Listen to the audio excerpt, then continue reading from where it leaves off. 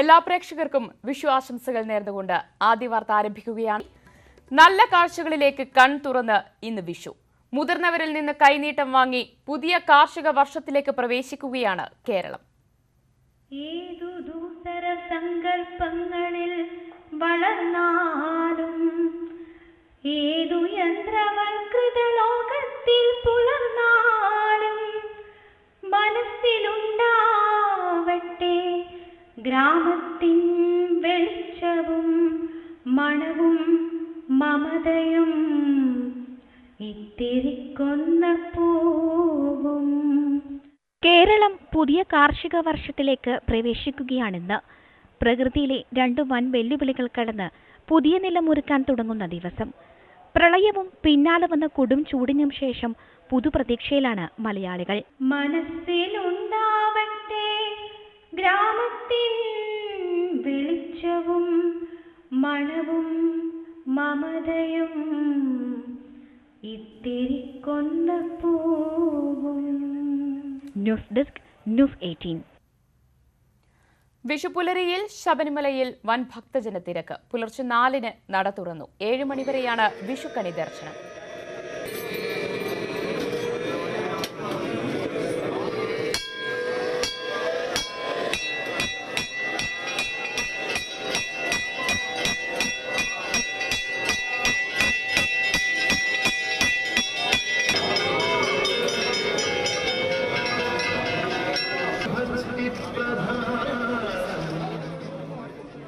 സന്നിധാനത്ത് നിന്ന് വിവരങ്ങളുമായി VR കാർത്തിക് ചേരുകയാണ്.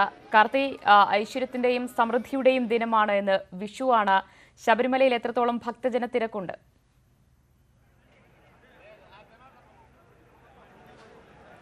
വിഷുപ്പുലരിയിൽ ശബരിമല ക്ഷേത്ര ദർശനത്തിനായി ആയിരക്കണക്കിന് ഭക്തരാണ് എത്തിക്കൊണ്ടിരിക്കുന്നത്. നമുക്ക് ദൃശ്യങ്ങളിൽ കാണാം, ഈ ഫ്ലൈ ഓവറിൽ നിറയെ തിരക്ക് അനുഭവപ്പെടുന്നു. മണ്ഡല മകരവിളക്ക് കാലത്തിന് ശേഷം ഇത്രയേറെ തിരക്ക് ശബരിമലയിൽ അനുഭവപ്പെടുന്നത് വിഷു ദിവസമാണ്. ഇന്ന് പുലർച്ചെ 4-ന് നട തുറന്നു. 4-ന് തന്ത്രി കണ്ഠരര് രാജീവരുടെയും അതോടൊപ്പം തന്നെ മേൽശാന്തി VN വാസുദേവൻ നമ്പൂതിരിയുടെയും നേതൃത്വത്തിലാണ് ശ്രീകോവിൽ നട തുറന്ന് നെയ്വിളക്ക് തെളിച്ചത്. തുടർന്ന് ഭഗവാനെ ആദ്യം കണി ദർശനം കാണിച്ചു. തുടർന്നായിരുന്നു ഭക്തർക്കുള്ള അവസരം. ശ്രീകോവിലിനുള്ളിൽ ഭഗവാന്റെ വിഗ്രഹത്തിന് മുൻവശത്തായി ഓട്ടുരുളിയിൽ കണിവെള്ളരിയും കണിക്കുന്ന പൂവും അതോടൊപ്പം തന്നെ നാണയങ്ങളും പഴവർഗ്ഗങ്ങളും ഒക്കെ ഒരുക്കിയായിരുന്നു കണി. 7 മണിവരെ ഭക്തർക്ക് വിഷുക്കണി ദർശനം ഉണ്ടാകും. ഇതിനുശേഷം ശ്രീകോവിലിന് പുറത്തും വിഷുക്കണി ദർശനമുണ്ടാകും. ഇന്ന് 4 മണിക്ക് നട തുറന്ന ശേഷം തന്ത്രിയും മേൽശാന്തിയും മുന്നിൽ കാത്തുനിന്ന ഭക്തർക്ക് വിഷു കൈനീട്ടവും കൈമാറി. 7 മണിവരെ എത്തുന്ന ഭക്തർക്കും 1 രൂപ നാണയം വിഷു കൈനീട്ടമായി ലഭിക്കും എന്നതാണ് ഇന്നത്തെ ഒരു പ്രത്യേകത. ഏതായാലും കഴിഞ്ഞ വർഷങ്ങളിലേതുപോലെ തന്നെ വിഷുവിന് കൂടുതൽ തിരക്ക് അനുഭവപ്പെടുന്നു. അയൽ സംസ്ഥാനങ്ങളിൽ നിന്നുള്ള ഭക്തരാണ് കൂടുതലായും എത്തുന്നത്.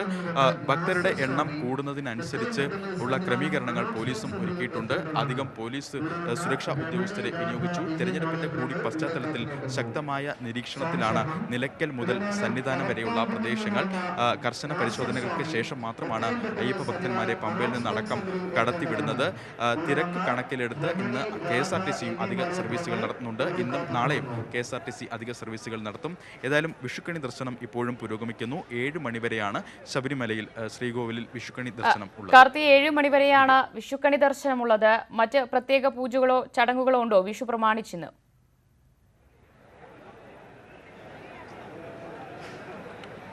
വിഷുക്കണി ദർശനത്തിന് പുറമെ പതിവ് പൂജകൾ എല്ലാം തന്നെ ഇന്നുണ്ടാകും. ഇന്നലെ അത്താഴ പൂജയ്ക്ക് ശേഷമാണ് ശ്രീകോവിലിനുള്ളിൽ വിഷുക്കണി ഒരുക്കിയത്. ഇന്നലെ അത്താഴ പൂജയ്ക്ക് ശേഷം ഭക്തർക്ക് ദർശനം അനുവദിച്ചില്ല. ഈ സമയം ശ്രീകോവിലിനുള്ളിൽ തന്ത്രിയും മേൽശാന്തിയും ചേർന്ന് വിഷുക്കണി ഒരുക്കുകയായിരുന്നു. തുടർന്ന് പുലർച്ചെ 4-ന് നട തുറന്നു. പുലർച്ചെ 4 മുതൽ തന്നെ ഭക്തർക്ക് വിഷുക്കണി ദർശനത്തിന് അവസരവും ഉണ്ടായിരുന്നു. ഇത് 7 മണിവരെ ഉണ്ടാകും. ഇത് കൂടാതെ മറ്റ് പൂജകൾ, സാധാരണ പൂജ, പടിപൂജ, അത്താഴ പൂജ അടക്കമുള്ള നിത്യേനയുള്ള പൂജകളും ഈ ദിവസങ്ങളിൽ ഉണ്ടാകും. 10-നാണ് മേടമാസ പൂജകൾക്കായി ശബരിമല നട തുറന്നത്. 10-ന് നട തുറന്ന ശേഷം ഇത്രയേറെ തിരക്ക് ശബരിമലയിൽ അനുഭവപ്പെടുന്നത് ഇന്നാണ്. ഈ തിരക്ക് കണക്കിലെടുത്തുള്ള ക്രമീകരണങ്ങളെല്ലാം തന്നെ ഇവിടെ ഒരുക്കിയിട്ടുമുണ്ട്. 19-നാണ് നട അടയ്ക്കുന്നത്. 19-ന് രാത്രി ഹരിവരാസനം പാടി നടയടക്കും. ഏതായാലും വിഷു പുലരിയിൽ ആയിരക്കണക്കിന് ഭക്തരാണ് ശബരിമലയിലേക്ക് എത്തിക്കൊണ്ടിരിക്കുന്നത്. കാര്യമായ മണ്ഡല മകരവിളക്ക് കാലത്തുണ്ടായതിന് സമാനമായ പ്രശ്നങ്ങളൊന്നും അതിന് ശേഷമുണ്ടായില്ല. അതിനുശേഷം കുംഭമാസ പൂജകൾക്കായി നട തുറന്നു, ആറാട്ടുത്സവത്തിനായി നട തുറന്നു. അപ്പോഴെല്ലാം തന്നെ മണ്ഡല മകരവിളക്ക് കാലത്ത് നിന്ന് വ്യത്യസ്തമായി ശാന്തമായിരുന്നു ശബരിമല. ഇപ്പോഴും അതുതന്നെയാണ് സാഹചര്യം. പ്രമുഖരടക്കമുള്ളവർ ഇന്ന് വിഷു പുലരിയിൽ ശബരിമല ക്ഷേത്ര ദർശനം നടത്തി എന്നതും മറ്റൊരു പ്രത്യേകതയാണ്. പത്തനംതിട്ടയിലെ BJP സ്ഥാനാർത്ഥി K. സുരേന്ദ്രൻ അടക്കമുള്ളവർ ഇന്ന് പുലർച്ചെ വിഷുക്കണി ദർശനത്തിനായി ഇവിടെ എത്തിയിരുന്നു. ഏതായാലും 10,000-കണക്കിന് ഭക്തരാണ് പതിവ് തെറ്റിക്കാതെ ഇപ്പോഴും വിഷുക്കണി ദർശനത്തിനായി വിഷു ദിവസം അയ്യപ്പ ഭക്തരെ കാണാനായി എത്തിക്കൊണ്ടിരിക്കുന്നത്. വിഷു പുലരിയിൽ അയ്യപ്പനെ ദർശിക്കാനായി വൻ ഭക്തജനത്തിരക്കാണ് ശബരിമലയിൽ അനുഭവപ്പെട്ടുകൊണ്ടിരിക്കുന്നത്. വിശദാംശങ്ങളാണ് VR കാർത്തിക് നൽകിയത്. മറ്റു വാർത്തയിലേക്ക്. 2 ദിവസത്തെ പ്രചരണത്തിനായി കോൺഗ്രസ് അധ്യക്ഷൻ രാഹുൽ ഗാന്ധി ഇന്ന് കേരളത്തിലെത്തും. തിരുവനന്തപുരം, മാവേലിക്കര, പത്തനംതിട്ട, ആലപ്പുഴ മണ്ഡലങ്ങളിൽ നാളെ പ്രചരണം നടത്തുന്ന രാഹുൽ മറ്റന്നാൾ പൂർണ്ണമായും വയനാട്ടിലുണ്ടാകും. 20, 21 തീയതികളിൽ പ്രിയങ്ക ഗാന്ധിയും പ്രചരണത്തിനായി വയനാട്ടിലെത്തും. പ്രചരണത്തിനായുള്ള രാഹുൽ ഗാന്ധിയുടെ 2ാം വരവോടെ കേരളത്തിൽ UDF പ്രവർത്തനങ്ങൾ പൂർണ്ണ സജ്ജമാക്കാനാണ് കോൺഗ്രസ് തീരുമാനം. നാളെ രാവിലെ 10 മണിക്ക് പത്തനാപുരത്തും 11:30 പത്തനംതിട്ടയിലും പൊതുസമ്മേളനങ്ങളിൽ പങ്കെടുക്കും. ഉച്ചയ്ക്ക് പാലയിൽ KM മാണിയുടെ വീട് സന്ദർശിച്ച ശേഷം 4 മണിക്ക് ആലപ്പുഴയിലും 6 മണിക്ക് തിരുവനന്തപുരത്തും പൊതുസമ്മേളനങ്ങളിൽ സംസാരിക്കും. രാത്രി തന്നെ കണ്ണൂരിൽ തിരിക്കുന്ന രാഹുൽ ഗാന്ധി ബുധനാഴ്ച പൂർണ്ണമായും വയനാട് മണ്ഡലത്തിലുണ്ടാകും. സുൽത്താൻ ബത്തേരി, തിരുവമ്പാടി, വണ്ടൂർ എന്നിവിടങ്ങളിൽ പൊതുസമ്മേളനങ്ങളിൽ സംസാരിക്കും. മുൻ പ്രധാനമന്ത്രിയും രാഹുലിന്റെ പിതാവുമായ രാജീവ് ഗാന്ധിയുടെ ചിതാഭസ്മം നിമജ്ജനം ചെയ്ത തിരുനെല്ലി ക്ഷേത്രം സന്ദർശിക്കും. വയനാട് മണ്ഡലത്തിലെ മറ്റ് നിയമസഭാ മണ്ഡലങ്ങളിൽ പ്രിയങ്ക ഗാന്ധി പ്രചരണം നടത്തും. 20-ന് കേരളത്തിലെത്തുന്ന പ്രിയങ്ക ഗാന്ധി വയനാട്ടിൽ പ്രചരണത്തിന്റെ കുട്ടിക്കലാശത്തിൽ പങ്കെടുക്കും. 21-ന് പ്രിയങ്ക ഗാന്ധി വയനാട് മണ്ഡലത്തിലെ വിവിധ ഭാഗങ്ങളിൽ റോഡ് ഷോ നടത്തും. ന്യൂസ് 18 തിരുവനന്തപുരം. തെരഞ്ഞെടുപ്പ് പ്രചാരണത്തിനായി കേരളത്തിലെത്തുന്ന രാഹുൽ ഗാന്ധി കേരള കോൺഗ്രസ് നേതാവ് KM മാണിയുടെ വസതിയിലെത്തും. മാണിയുടെ മരണത്തിൽ അനുശോചനം അറിയിക്കാൻ നാളെ ഉച്ചയോടെയാണ് രാഹുൽ പാലായിലെത്തുക. തെരഞ്ഞെടുപ്പ് പരിപാടിയില്ലെങ്കിലും രാഹുൽ എത്തുന്നത് കോട്ടയത്തെ UDF പ്രവർത്തകർ പ്രതീക്ഷയോടെയാണ് കാണുന്നത്. KM മാണിയുടെ മരണവാർത്തയറിഞ്ഞ് രാഹുൽ ഗാന്ധി ജോസ് കെ മാണിയെ ഫോണിൽ വിളിച്ച് അനുശോചനം അറിയിച്ചിരുന്നു. AICC പ്രതിനിധിയായി എത്തിയ ജനറൽ സെക്രട്ടറി മുകുൾ വാസ്നിക് രാഹുലിനു വേണ്ടി പുഷ്പചക്രം സമർപ്പിച്ചിരുന്നു. ഇതിനു പിന്നാലെയാണ് കുടുംബാംഗങ്ങളെ നേരിട്ട് ആശ്വസിപ്പിക്കാൻ രാഹുൽ പാലയിലെത്തുന്നത്. നാളെ ഉച്ചയോടെയാണ് കരിങ്ങോഴക്കൽ വീട്ടിലെ സന്ദർശനം. പത്തനംതിട്ടയിലെ തെരഞ്ഞെടുപ്പ് പൊതുയോഗത്തിന് ശേഷം ഹെലികോപ്റ്ററിൽ പാലാ സെന്റ് തോമസ് കോളേജ് ഗ്രൗണ്ടിൽ രാഹുൽ ഇറങ്ങും. സമയക്രമം അടക്കമുള്ള കാര്യങ്ങൾ സുരക്ഷാ പരിശോധന പൂർത്തിയായ ശേഷം തീരുമാനിക്കും. രാഹുൽ എത്തുന്നതറിഞ്ഞ പ്രവർത്തകർ പാലയിൽ തടിച്ചുകൂടിയേക്കും. രാഹുൽ പാല സന്ദർശിക്കാനുള്ള തീരുമാനം വന്നതോടെ പ്രത്യേക സുരക്ഷയൊരുക്കാൻ തിരക്ക് പിടിച്ച ശ്രമത്തിലാണ് പോലീസ്. KM മാണിയുടെ ഓർമ്മ വോട്ടർമാർക്കിടയിൽ ചലനമുണ്ടാക്കുന്നുവെന്ന് കേരള കോൺഗ്രസ് എം അവകാശപ്പെടുന്നു. അങ്ങനെയിരിക്കെ രാഹുലിന്റെ വരവ് UDFന് പ്രതീക്ഷ നൽകുന്ന ഘടകമാണ്. G Sreejith, news 18 Kottayam. പ്രചാരണം അവസാന ആഴ്ചയിലേക്ക് കടക്കുമ്പോൾ വയനാട്ടിലേക്ക് എത്തുന്നത് വമ്പൻ താരനിര. നവ്ജോത് സിംഗ് സിദ്ധു, സ്മൃതി ഇറാനി, രവിശങ്കർ പ്രസാദ്, സച്ചിൻ പൈലറ്റ്, ഖുഷ്ബു തുടങ്ങിയവരെല്ലാം വരും ദിവസങ്ങളിൽ വയനാട്ടിലെത്തും. വയനാട് മണ്ഡലത്തിൽ 3 മുന്നണികളുടെയും താരപ്രചാരകരെ കൊണ്ട് സമ്പന്നമായിരിക്കും ഈ ആഴ്ച. ബുധനാഴ്ച എത്തുന്ന രാഹുലും ശനിയാഴ്ച എത്തുന്ന പ്രിയങ്കയുമാണ് കോൺഗ്രസിന്റെ സൂപ്പർ താരങ്ങൾ. മുൻ ക്രിക്കറ്റ് താരവും മന്ത്രിയുമായ നവജോത് സിംഗ് സിദ്ധു വെള്ളിയാഴ്ച എത്തും. ഗുലാം നബി ആസാദ്, സച്ചിൻ പൈലറ്റ്, ജ്യോതിരാദിത്യ സിന്ധ്യ, ഖുഷ്ബു എന്നിവർ രാഹുലിനായി പ്രചാരണത്തിനിറങ്ങും. വെള്ളിയാഴ്ച എത്തുന്ന BJP ദേശീയ അധ്യക്ഷൻ അമിത്ഷായും കേന്ദ്രമന്ത്രി സ്മൃതി ഇറാനിയുമാണ് NDAയുടെ താരപ്രചാരകർ. കേന്ദ്രമന്ത്രി രവിശങ്കർ പ്രസാദും തുഷാർ വെള്ളാപ്പള്ളിക്കായി വയനാട്ടിലെത്തും. ഇടതുപക്ഷ സ്ഥാനാർത്ഥിയുടെ പ്രചാരണത്തിനായി CPM ജനറൽ സെക്രട്ടറി സീതാറാം യെച്ചൂരിയും വൃന്ദ കാരാട്ടും S. രാമചന്ദ്രൻ പിള്ളയും വരുന്നുണ്ട്. രാജ്യം ഉറ്റുനോക്കുന്ന തെരഞ്ഞെടുപ്പാണ് വയനാട് പാർലമെന്റ് മണ്ഡലത്തിൽ നടക്കുന്നത്. അതുകൊണ്ട് തന്നെ പ്രചാരണത്തിനെത്തുന്നതും ദേശീയ രാഷ്ട്രീയത്തിലെ മുൻനിര നേതാക്കൾ തന്നെ. ക്യാമറാമാൻ ഷാഫിക്കൊപ്പം മനു ഭരത്, ന്യൂസ് 18 വയനാട്.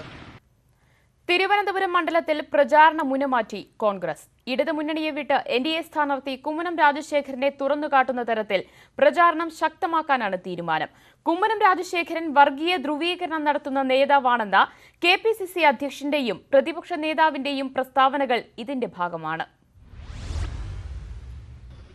തിരുവനന്തപുരത്ത് NDA സ്ഥാനാർത്ഥി കുമ്മനം രാജശേഖരനെയാണ് കോൺഗ്രസ് മുഖ്യ എതിരാളിയായി കാണുന്നത്.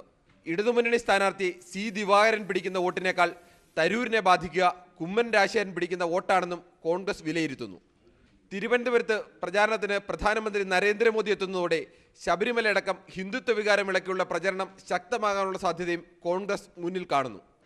വർഗീയ കലാപങ്ങളുമായി ബന്ധപ്പെട്ട കുമ്മനം രാജശേഖരന്റെ പൂർവ്വകാലം തിരഞ്ഞെടുപ്പ് ചർച്ചയാക്കണമെന്ന് ഇന്നലെ ചേർന്ന മണ്ഡലം അവലോകന യോഗത്തിൽ KPCC അധ്യക്ഷൻ നിർദ്ദേശിച്ചു. പാവം പോലെ അഭിനയിക്കുന്ന കുമ്മനം രാജശേഖരന്റെ വർഗീയ മുഖം തുറന്നു കാട്ടണമെന്നാണ് മുല്ലപ്പള്ളി പറഞ്ഞത്. സ്വാത്വിക മുഖത്തോടെ BJP അവതരിപ്പിക്കുന്ന കുമ്മനത്തിന്റെ പൂർവ്വകാല പ്രവർത്തനങ്ങൾ കോൺഗ്രസ് ചർച്ചയാക്കും. ഒരിക്കലും ശുദ്ധ രാഷ്ട്രീയത്തിന്റെ മുൻപന്തിയിൽ അദ്ദേഹത്തിന് ഉണ്ടായിരുന്നില്ല. അദ്ദേഹം സാമൂഹ്യ പ്രവർത്തന രംഗത്തും അദ്ദേഹത്തെ കാണാൻ സാധിച്ചില്ല. അദ്ദേഹം ഈ രാജ്യത്തുണ്ടായത് ഹിന്ദു ധ്രുവീകരണ രാഷ്ട്രീയത്തിന് മുൻപന്തിയിലാണ്. അത് മാറാട് കലാപമാകട്ടെ, അതല്ലെങ്കിൽ നിലക്കൽ സമരമാകട്ടെ, ഈ രാജ്യത്ത് എവിടെയെല്ലാം തന്നെ വിഭാഗീയത ഉണ്ടാക്കാൻ സാധിക്കുക ആ സമരങ്ങളുടെ മുമ്പിൽ നിന്ന മനുഷ്യൻ അദ്ദേഹമാണോ ലോക്സഭയിലേക്ക് പോകേണ്ടത്? കഴിഞ്ഞ തവണ O. രാജഗോപാൽ ലഭിച്ച BJP ഇതര വോട്ടുകൾ കുമ്മനത്തിന് ലഭിക്കാനുള്ള സാധ്യത തടയുകയാണ് കോൺഗ്രസ് ലക്ഷ്യം. നരേന്ദ്രമോദി മുതൽ കുമ്മനം രാജശേഖരൻ വരെയുള്ള ആളുകൾ ഒരേ അച്ചിൽ വാർത്തിട്ടുള്ള ആളുകളാണ്. അവരെല്ലാം ഒരേ കാര്യം തന്നെയാണ് പറഞ്ഞുകൊണ്ടിരിക്കുന്നത്. വർഗീയമായ ചേരിതിരിവ് നടത്താൻ പ്രധാനമന്ത്രി വരെ ശ്രമിക്കുമ്പോൾ പിന്നെ അവരുടെയൊക്കെ കാര്യം പറയേണ്ട ആവശ്യമുണ്ട്. O. രാജഗോപാലിനെ പോലെയല്ല കുമ്മനം തികഞ്ഞ വർഗീയവാദിയാണെന്ന തരത്തിലാവും താഴെത്തട്ടിൽ പ്രചരണം നടത്തുക. ഇതിലൂടെ മതന്യൂനപക്ഷങ്ങൾക്കൊപ്പം മതേതര ഹിന്ദു വോട്ടുകളും അനുകൂലമാക്കാമെന്ന് കോൺഗ്രസ് കണക്കുകൂട്ടുന്നു. R. Kiran Babu, political bureau, news 18. Thiruvananthapuram മണ്ഡലം പിടിക്കാൻ പ്രചാരണ രംഗത്ത് എല്ലാ സാധ്യതകളും ഉപയോഗിക്കുകയാണ് BJP. തീരദേശ മേഖലയുടെ വോട്ടുറപ്പിക്കാൻ കേന്ദ്രമന്ത്രി നിർമ്മല സീതാരാമനെയാണ് കളത്തിലിറക്കുന്നത്.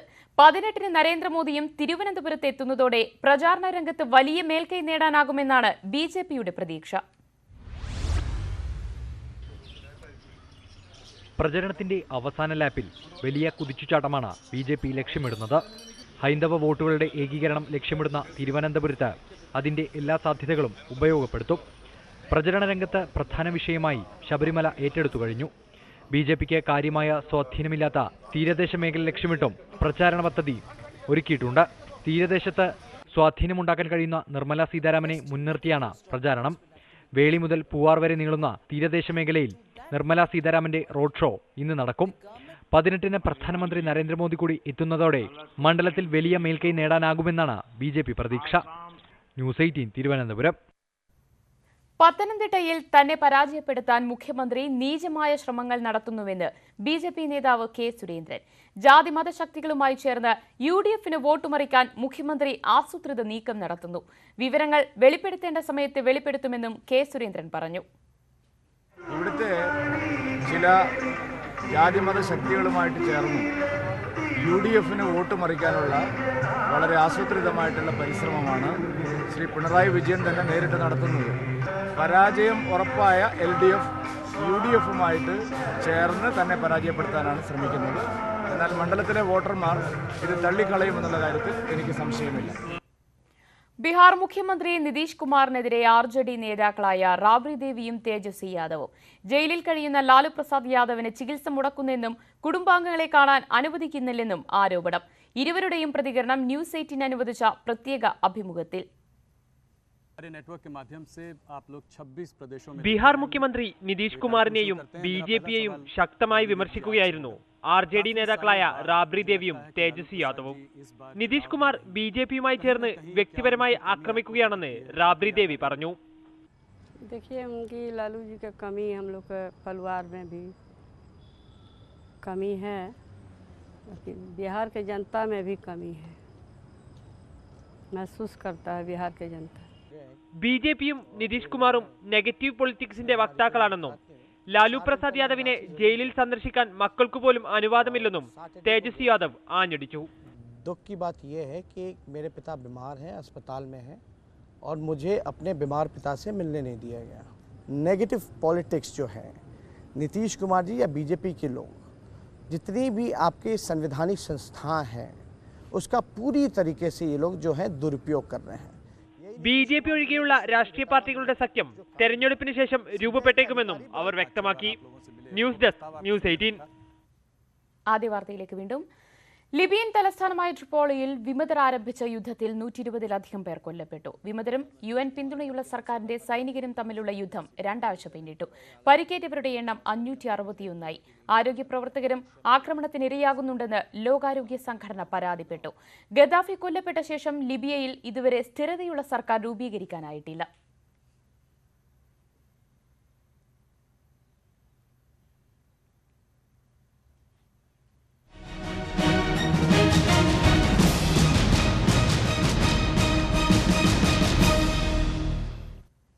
RSP എന്ന രാഷ്ട്രീയ പ്രസ്ഥാനത്തിന് ജീവൻ മരണ പോരാട്ടമാണ് ഇത്തവണ ലോക്സഭാ തെരഞ്ഞെടുപ്പ്.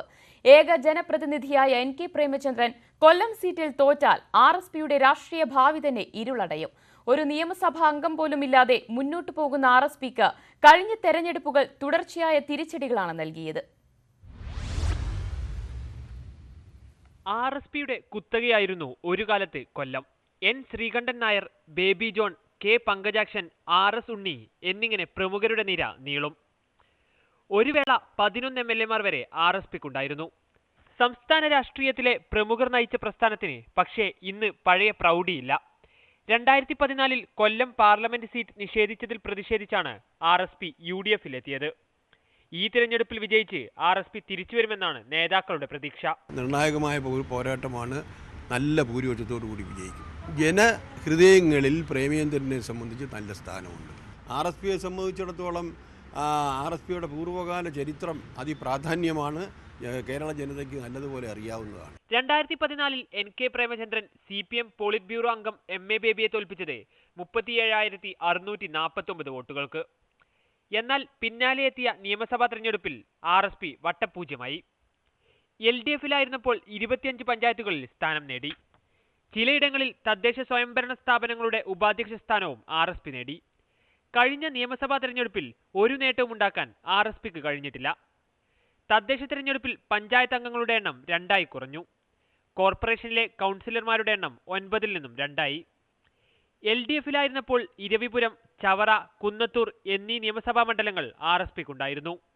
RSP UDFിനൊപ്പം ചേർന്നതിനു ശേഷം ഇരവിപുരവും ചവറയും നഷ്ടമാകുകയും കുന്നത്തൂരിൽ കോവൂർ കുഞ്ഞുമോൻ LDFിനൊപ്പം നിന്ന് ജയിക്കുകയും ചെയ്തു. കൂടാതെ മത്സരിച്ച ആറ്റിങ്ങലിലും കയ്പമംഗലത്തും RSP പരാജയം നേരിട്ടു. അതിനാൽ തന്നെ RSPക്ക് നിലനിൽപ്പിന്റെ കൂടി പോരാട്ടമാണ് ഇത്തവണത്തെ ലോക്സഭാ തെരഞ്ഞെടുപ്പ്. ന്യൂസ് 18 കൊല്ലം. രാഹുൽ ഗാന്ധിക്ക് റെക്കോർഡ് ഭൂരിപക്ഷം നൽകാനുള്ള അശ്രാന്ത പരിശ്രമത്തിലാണ് സംസ്ഥാനത്തെ UDF നേതൃത്വം. MLAമാരും മുതിർന്ന നേതാക്കളും പ്രചാരണത്തിന് നേരിട്ടിറങ്ങുമ്പോൾ റോഡ് ഷോകളും മറ്റുമായി അണികളും പ്രചാരണം ആഘോഷമാക്കുകയാണ്. രാഹുൽ ഗാന്ധിയുടെ ഭൂരിപക്ഷം ചരിത്രത്തിൽ ഏറ്റവും ഉയർന്നതാകണം. ഇതിൽ തന്നെ ഏറ്റവും കൂടുതൽ വോട്ട് തങ്ങളുടെ മണ്ഡലത്തിൽ നിന്നു തന്നെ ആകണം. ഒരു വോട്ട് പോലും നഷ്ടമാകാതെ പെട്ടിയിൽ വീഴ്ത്താനുള്ള തത്രപ്പാടിൽ മണ്ഡലത്തിൽ ഓടി നടക്കുകയാണ് നേതാക്കൾ. ഏറനാട് മണ്ഡലത്തിൽ PK ബഷീറും വണ്ടൂരിൽ AP അനിൽകുമാറും നിലമ്പൂരിൽ ആര്യാടൻ മുഹമ്മദുമാണ് പ്രചാരണങ്ങൾക്ക് ചുക്കാൻ പിടിക്കുന്നത്. എല്ലാ രീതിയിലും വണ്ടൂർ ഒരുങ്ങിക്കഴിഞ്ഞു. ജനങ്ങളെ സംബന്ധിച്ചിടത്തോളം നേരത്തെ തന്നെ രാഹുൽ ഗാന്ധിയുടെ സന്ദർശനം ആഗ്രഹിച്ച് നിൽക്കുന്ന ജനങ്ങളാണ് അവിടെ ഉള്ളത്. പക്ഷെ അദ്ദേഹത്തിന് വേണ്ടിയുള്ള ഒരുക്കങ്ങൾ, വരുന്നതിന് വേണ്ടിയുള്ള ഒരുക്കങ്ങൾ, സംവിധാനങ്ങളൊക്കെ ഇന്ന് തന്നെ ആരംഭിച്ചു കഴിഞ്ഞു. ബൈക്ക് റാലികളും റോഡ് ഷോകളുമാണ് വൈകുന്നേരങ്ങളിൽ എല്ലായിടത്തും. ഇതിൽ പങ്കെടുക്കുന്നതോ UDFിന്റെ യുവ നേതാക്കളും. KM ഷാജിയും VT ബൽറാമും വണ്ടൂർ മണ്ഡലത്തിൽ നടന്ന റോഡ് ഷോയിൽ പങ്കെടുത്തത് അണികൾക്കും ആവേശമായി.